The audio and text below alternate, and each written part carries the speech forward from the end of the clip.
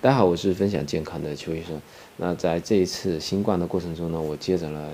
不少的病人啊，不同的症状，有刚刚阳的，有阳过了的，有阳过了很久的，还有20多天还有症状的啊，情况挺多。那给大家分享一个最近治疗的一个感染以后咳嗽的案例。那这个案例的主角呢，是一个我们广州市某三甲医院的书记啊，算是我的好朋友了。他呢就是在27号出现症状，那他自己就吃了退烧药啦，然后呢29号呢出现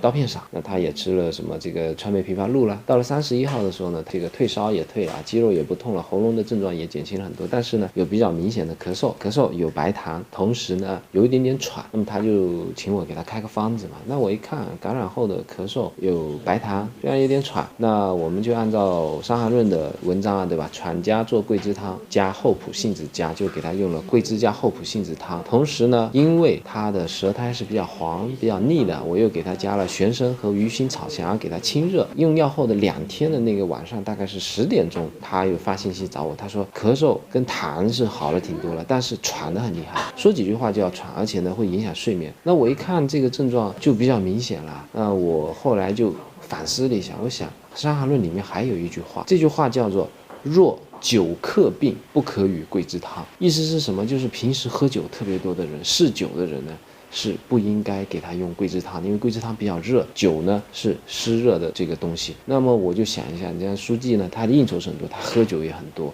所以他体内湿热肯定也是很重的。之前看到他的舌苔呢也是很黄很腻的，所以呢给他用桂枝加厚朴杏子汤，虽然用了玄参和鱼腥草去给他清热，但是呢估计这个大方向的选择还是不对的，所以呢我就赶紧给他换了一个方子啊，当天晚上呢就让他家人去买这个药，就是用了麻杏石甘汤加上鱼腥草，让他当晚就煮来喝，他的这个症状就得到了比较明显的缓解啊。第二天早上我在问他的时候呢，他说气喘已经好了60%以上了啊，他下午已经准备重新返回工作岗位了啊。所以呢这个呢是一个说实话呢我用药不太准确的这样的一个案例，但是呢也提醒到大家，如果你是感染后咳嗽，但是呢你是湿热比较重的啊，平时可能应酬多喝酒多，舌苔很黄很腻的，在这种情况下呢，可能桂枝加厚朴杏子汤就不是特别的合适，可能用麻杏石甘汤会更加的合适一点，或者呢可以直接用那些川贝枇杷膏之类的清热